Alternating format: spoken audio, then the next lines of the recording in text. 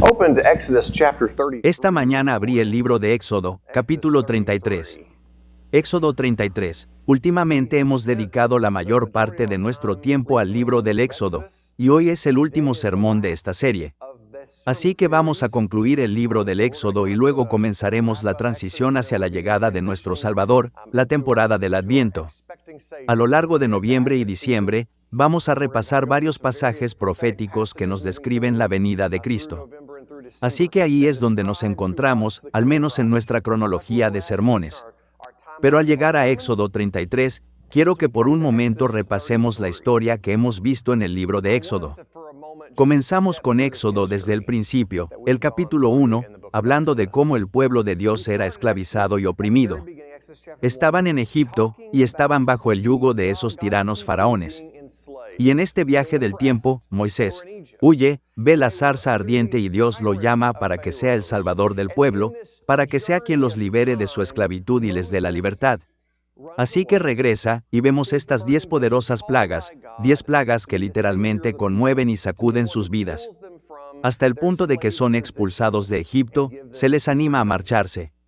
Hablamos de ellos, creo que en un momento dado dijimos que les pagan por irse. Cueste lo que cueste, expulsemos al pueblo de Dios de Egipto. Y ahora ellos se adentran en este viaje por la naturaleza salvaje. Ellos han cruzado el Mar Rojo y Dios les ha provisto constantemente. Maná que venía del cielo, codornices que caían cada día. Y vemos la provisión constante de Dios. Y entonces Dios da la ley. Él dice estos son los términos de nuestro acuerdo. Estos son los términos de nuestra relación. Yo soy vuestro Dios, vosotros seréis mi pueblo. Esto es lo que va a pasar.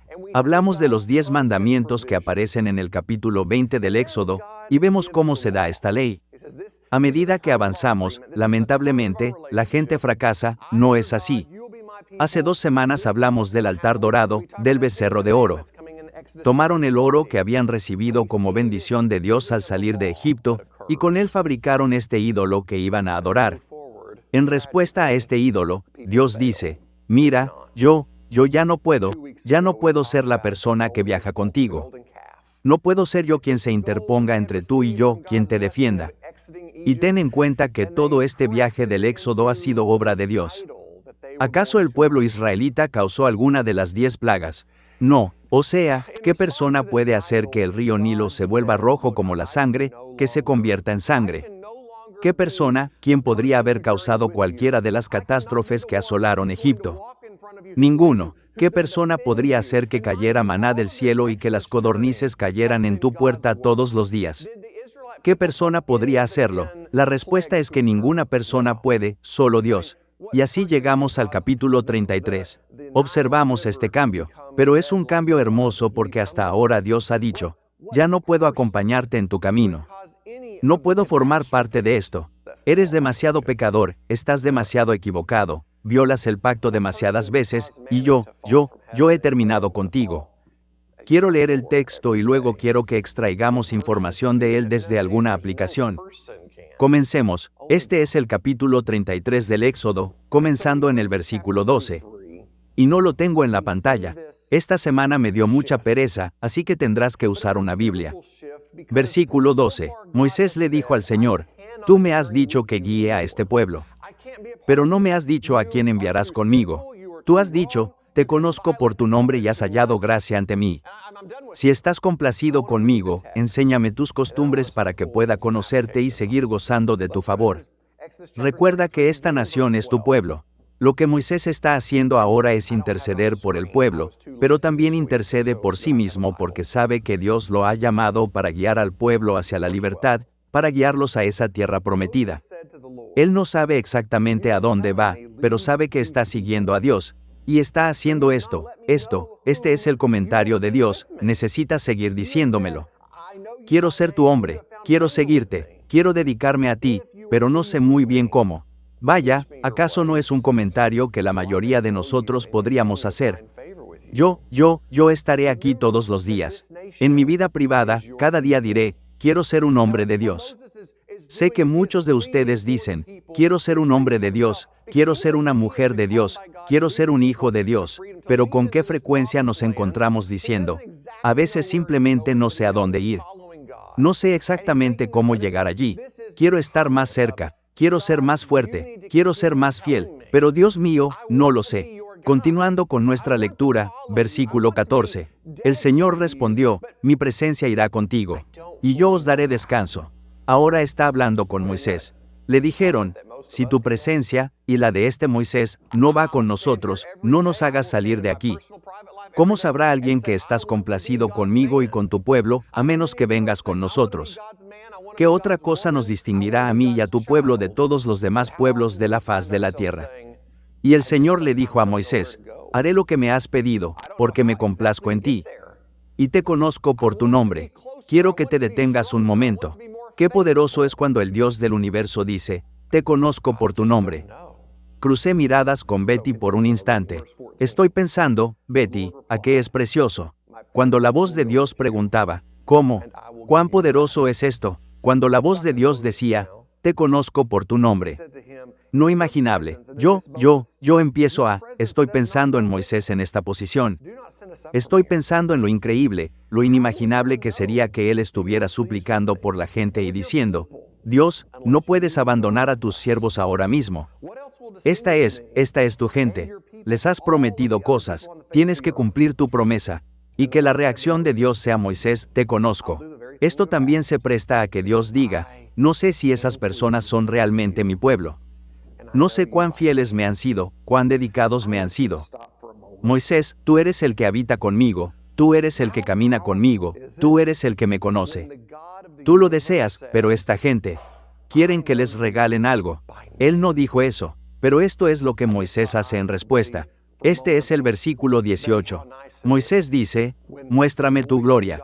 Cuando leamos esto, lo volveremos a ver en algún momento del futuro cuando un profeta llamado Elías diga, Dios, muéstrame tu gloria. Muéstrame tu presencia. Veremos que esto sucede en otros pasajes de la Biblia, pero este es uno de los primeros, y Moisés dice, muéstrame tu gloria, y el Señor responde, haré pasar toda mi bondad delante de ti. Proclamaré mi nombre, el Señor, en tu presencia. Tendré misericordia de quien yo quiera tener misericordia. Tendré compasión de quien yo quiera tenerla. Pero no puedes ver mi rostro. Nadie puede verme y seguir vivo. Este comentario se repite en el profeta Isaías. Isaías capítulo 6. En su llamado al ministerio y al servicio, Isaías es transportado a la sala del trono de Dios, y ve el rostro de Dios, y ve toda la gloria que rodea a Dios, y cae rostro en tierra, y dice, estoy perdido porque soy un hombre y he visto el rostro de Dios. Eso sí, contemplar el rostro de Dios es precisamente algo para lo que Moisés tiene un privilegio único. No sé, no entiendo cómo se produce ese privilegio, pero sé que Dios es capaz. Y dice que el rostro de Moisés resplandecía con tal fulgor que le pusieron un velo encima porque estaba muy cerca de Dios. Sé que contemplar el rostro de Dios es la promesa de revelación para cada persona que es fiel a Dios, que seremos bendecidos con la oportunidad de contemplar el rostro de Dios. Y así Moisés en este tiempo está pidiendo, déjame verte. Hasta ahora solo ha seguido una voz, un fuego que hablaba, plagas que hablaban. Él lo ha seguido, pero quiere verlo. Y esto me encanta. Dios fácilmente podría haber dicho, Moisés, sigue haciendo lo que estás haciendo. Estás bien, no te preocupes. Pero nuestro Dios no es quien hace eso. Nuestro Dios es quien dice, está bien, Moisés, hay un lugar cerca de mí, este es el versículo 21, donde puedes pararte sobre una roca. Y cuando mi gloria pase, te pondré en la hendidura de una roca. Y te cubriré con mi mano hasta que haya pasado. Entonces retiraré mi mano y verás mi espalda, pero mi rostro no lo puedes ver. El capítulo 33 me parece hermoso e interesante porque es una conversación íntima entre Dios y Moisés. Y al fondo están las mismas personas que acaban de construir un altar. Adorar, y Moisés está deliberando con Dios. Yo, ni siquiera sé si diría persuadir a Dios, pero está conversando con Dios de tal manera que le dice, Dios, por favor, continúa guiando a tu pueblo. Él está intercediendo. Y cuando volvemos al versículo 15, Moisés dice, si tu presencia no nos guía, este es el versículo 15, entonces no nos envíes. Lo que yo veo que dice Moisés es, Dios, quiero permanecer contigo donde quiera que estés. Porque Moisés comprende esta verdad, sin Dios, el viaje carece de sentido. Él sabe que puede viajar a cualquier parte del mundo, que Dios puede llevarlo a donde Él quiera. Pero si Dios no está con él, el viaje no significa nada. Creo que es un punto que deberíamos aprender, que sin Dios, nuestro viaje en la vida carece de sentido. Y es en esta realidad de Moisés que él pregunta en el versículo 18, muéstrame tu gloria. Es porque se da cuenta de que necesita estar cerca de Dios. Él necesita ser así con Dios, con las manos entrelazadas como los adolescentes. Eso fue divagar, sabían que cada movimiento de su mano tenía un nombre. ¿Conocen ustedes los nombres? Era como si, al estar saliendo con alguien, pudieras hacer esto, pero luego surgía esto otro. Esto es lo que dice Moisés, quiero ser así contigo, Dios. Quiero tomar tus manos muy cerca, quiero estar cerca de ti en todos los sentidos posibles. Y Dios responde de esta manera misericordiosa diciendo, Moisés, voy a mostrarte cómo estar cerca de mí. Lo que me llama la atención de este capítulo, y lo he visto antes, es que constituye un excelente resumen de todo nuestro tiempo en Éxodo. ¿Acaso morar con Dios requiere devoción a Dios? Vivir de verdad requiere dedicación. Y eso es lo que pide Moisés, dice, Dios, quiero morar contigo. Quiero estar contigo, quiero hacerlo, si me dices que siga adelante, no me iré porque estarás aquí y no quiero dejarte. Habitar requiere devoción. ¿Dirías eso conmigo? Habitar requiere devoción. Moisés ejemplifica este corazón consagrado enteramente a Dios. Él no quiere seguir adelante. Él no quiere tener éxito. Él dice que no, que ni siquiera quiere ser un gran líder si no es sin ti. No quiero las bendiciones que puedes brindarme, a menos que seas tú quien venga conmigo. No quiero nada de lo que tengas para ofrecer, a menos que tú y yo podamos tener una relación increíble en la que caminemos juntos. Esto me lleva a preguntarme o a reflexionar, ¿qué aspecto tiene la devoción? ¿Qué significa ser devoto? Y pienso en algunos, hay algunas personas en las que pienso cuando pienso en devoción. Pienso en Kaiden Day, en ese chico y en los coches deportivos, los coches de carreras, los coches bonitos. Si visitas su página de Facebook o Instagram o lo que sea, verás que a ese chico le encantan los coches. Y conozco a otras personas de este grupo que también son amantes de los coches. Uno de Bort, uno de Jerry. Sé que existe una pasión por los coches. Bueno, me había olvidado de Tim. Dije, miren a Tim ahora mismo. Creo que existe una pasión por los coches. Podríamos repasarlo todo y tú podrías decir, bueno, cuéntame sobre tal o cual coche y ellos te dirían, puedo contarte, puedo decirte la potencia que va a tener ese coche. Podría contarte muchísimas cosas sobre ese coche. Existe una gran devoción por los coches. Bueno, puedo pensar en Helen Razor. No creo que Helen y sus nietos. ¿Sabes de qué hablamos cada vez que veo a Helen? Tengo un nuevo nieto. Voy a conocer a mi nieto. Tuve la oportunidad de tener a mi nieto en brazos. Hay algo en ella y en sus nietos que la lleva a dedicarse a ellos de una manera increíble. Brian Holt. Oye, Brian, ¿qué? Me voy a burlar de ti. Esto es lo que pienso de Brian. Esto es lo que pienso de Oli. ¿Y qué es eso? Lo anoté. Centro de ofertas de Ben. Oye, le preguntas a Brian, Brian, ¿qué hay ahora mismo en casa de Ben? Y él te dirá qué hay en el centro de ofertas de Ben, solo que hace tiempo que no vas a la oficina, así que puede que esté un poco atrasado con sus compras en Ben's, pero habla con Brian y pregúntale, ¿qué tal está el centro de ofertas de Ben? Él puede hablarte del centro de ofertas de Ben. Él es la razón por la que hemos ido a ello.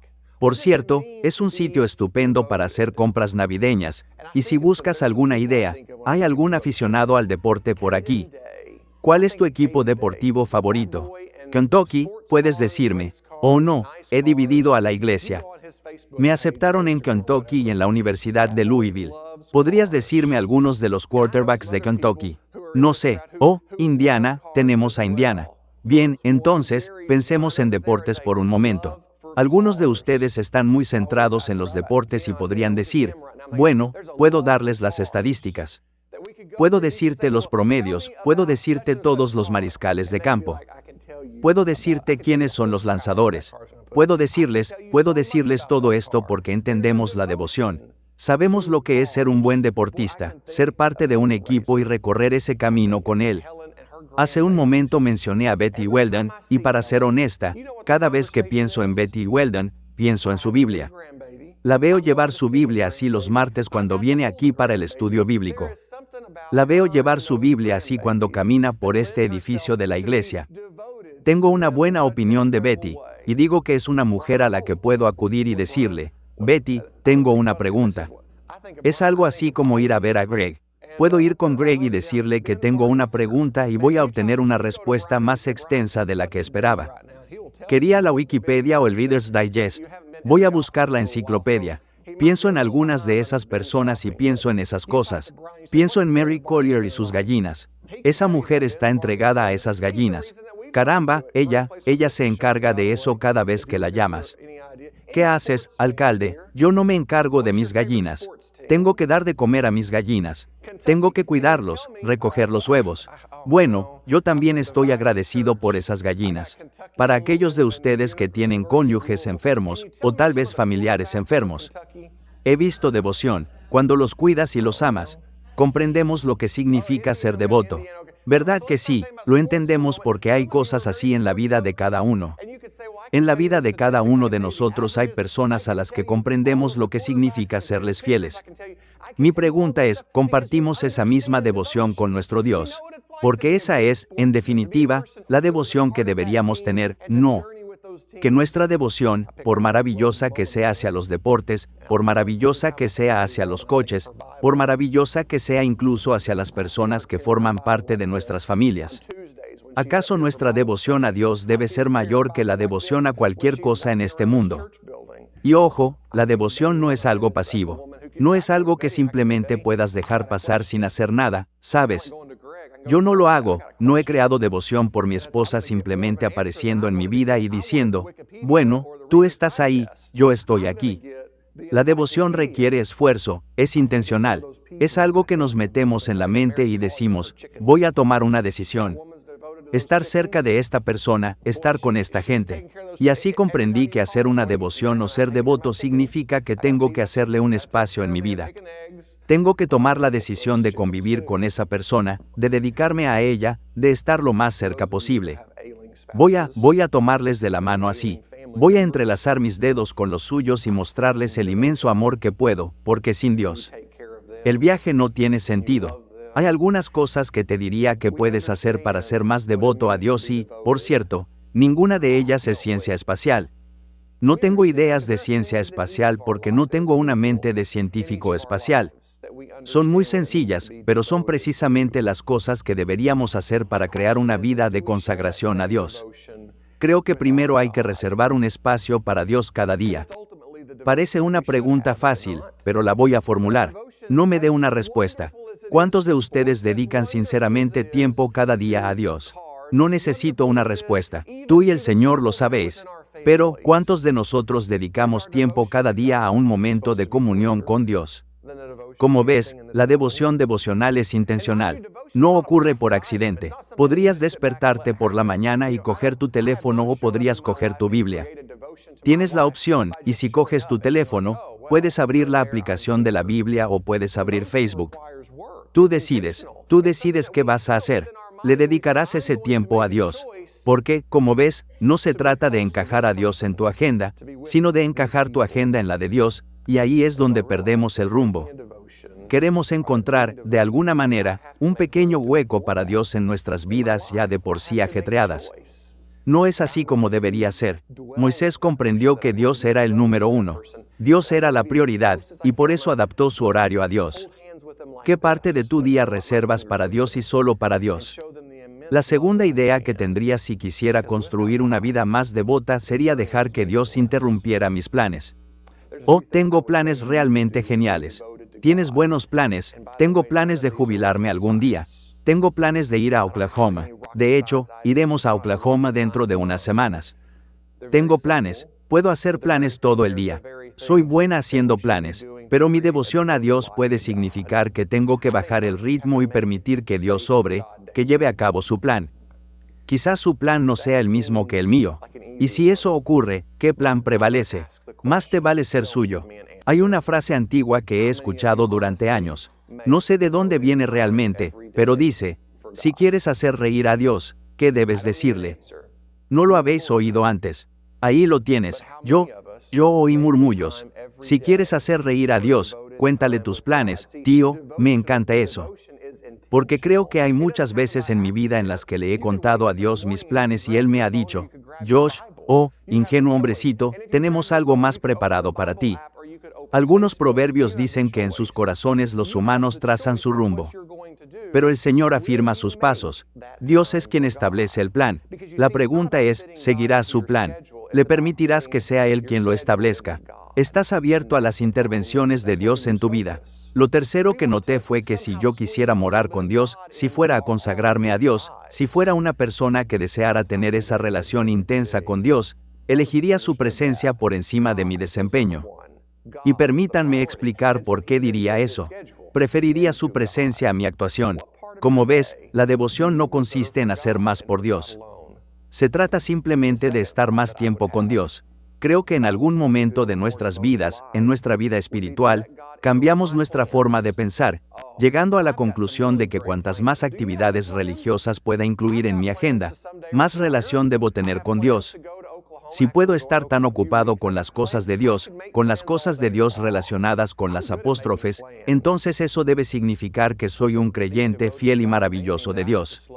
Y conozco a algunas personas que dedican mucho tiempo a hacer buenas obras sin que Dios les haya hablado al corazón, sin que Dios haya transformado realmente quienes son.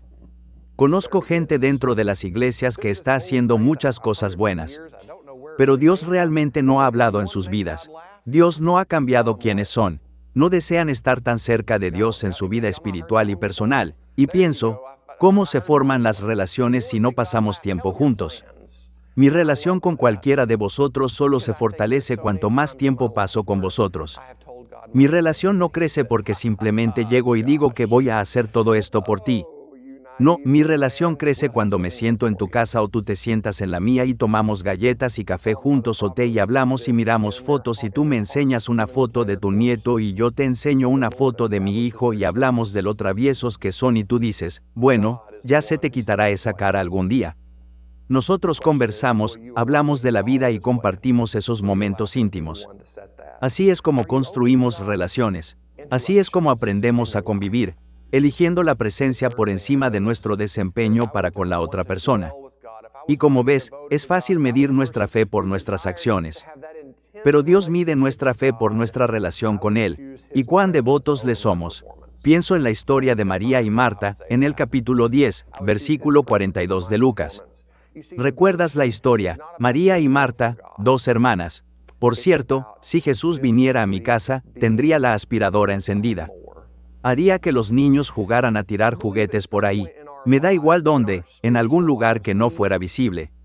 Me volvería loca si supiera que Jesús va a venir a mi casa. Así que la historia de María y Marta me resulta un poco familiar. Marta es la que anda corriendo de un lado para otro, ¿verdad? Está intentando preparar la cena. Tiene un montón de invitados que vienen a su casa. Está preocupada, está desesperada. Ella está allí, y Marta y María, ¿dónde estaba María? Ella estaba sentada a los pies de Jesús. Solo escucho. Y Jesús hace este comentario. María eligió lo mejor. Como ves, eso me dice aún más que mi prisa y mi frenesí, mi deseo de realizar todas estas cosas grandiosas y maravillosas y de hacer tanto por la iglesia, significan poco. Si no estoy pasando tiempo con mi Dios, ser María en esa situación, ¿te centras más en hacer cosas para Dios o en estar con Dios? También me encanta este pasaje de Éxodo 33, porque se ve que Moisés anhela ver a Dios. Él anhela esta oportunidad para tan solo vislumbrar el rostro de Dios. Eso es lo que está preguntando. Pero su belleza reside en que tú y yo tenemos la maravillosa capacidad de vislumbrar el rostro de Dios cada día. Juan capítulo 1 y versículo 14, el Verbo se hizo carne y habitó entre nosotros, hablando de Jesucristo, nosotros. Dice, este es Juan, hemos visto su gloria, la gloria del Hijo unigénito del Padre, lleno de gracia y de verdad. Como ves, Jesús no nos ignora. Él no nos mete en la grieta de la roca para protegernos y decirnos, ya no podéis mirarme. En Jesucristo, Cristo entra en cada uno de nuestros corazones y establece una morada dentro de nosotros, deseando estar entre nosotros. Y entonces tenemos la oportunidad de contemplar su rostro ante la bendita palabra de Jesús, para que podamos mirar y ver la gloria de Dios, y esperamos con ilusión el día en que este cuerpo, de alguna manera transformada, será glorificado al contemplar el rostro de Dios cuando Jesús entre en vuestro corazón. Verás la gloria de Dios. Está en la grieta de la roca, escondiendo a Moisés, protegiéndolo. Jesús es tu grieta hoy. Este es el capítulo 40, versículo 34 del Éxodo. Esto marca el final del libro del Éxodo. Esta es la nube cubierta, y esto, dicho sea de paso, me estoy adelantando. El tabernáculo ha sido construido, el lugar donde Dios habitará y se moverá con el pueblo. Versículo capítulo 40, versículo 34. Entonces la nube cubrió la tienda de reunión, y la gloria del Señor llenó el tabernáculo. Moisés no podía entrar en la tienda de reunión porque la nube se había posado en ella. Y la gloria del Señor llenó el tabernáculo. Lo que observé en el capítulo 40 es que cuando la gloria del Señor llenaba el tabernáculo, no se podía uno acercar. Ni siquiera Moisés, el amigo de Dios, podía acercarse a él. Pero sé que cuando Jesús murió en la cruz, el velo del templo se rasgó en dos, de arriba abajo, y eso fue simbólico, mostrándonos que ya no había un lugar donde la presencia de Dios iba a estar confinada, que la presencia de Dios iba a extenderse a toda la creación, y del mismo modo que no se nos iba a impedir entrar en la presencia de Dios, sino que seríamos bendecidos con el privilegio y la oportunidad de hacerlo. Presentarle a nuestro Dios nuestros pensamientos, nuestras preocupaciones, nuestras inquietudes, y crecer con Él en la fe. Y es a través del Espíritu Santo que ahora mora dentro de cada uno de nosotros que nos hemos revestido del Señor y Salvador en el bautismo. Así pues, cuando moramos con Dios, le estamos consagrados. Jesús dirá, yo soy la vid, vosotros los pámpanos, mientras permanezcáis en mí. Mi pregunta para usted esta mañana: ¿dónde resides? ¿Dónde está tu devoción? Con frecuencia encontramos devoción en muchos lugares realmente buenos. Pero, tu devoción está, ante todo, dirigida a Dios.